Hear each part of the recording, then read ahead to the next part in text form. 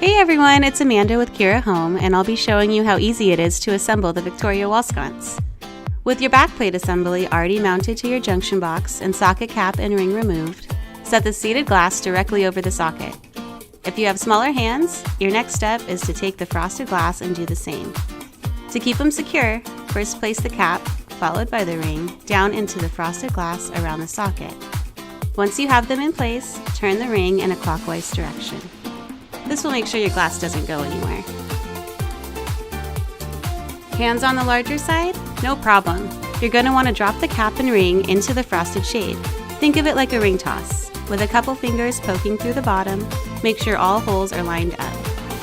Carefully place the shade over the socket, keeping the cap and ring centered. With larger hands, it'll be difficult to squeeze in there, so we've included a handy tightening tool. Position the tool over the ring and keep on twisting until your ring is secure over the socket. Finally, Victoria wouldn't be complete without a light.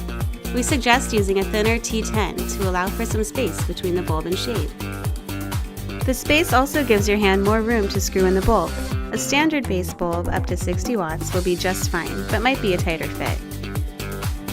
This fixture would look great in a variety of areas, including bathrooms, vanities, or to light up your hallways. I mean, look how beautiful that looks! Thanks for watching!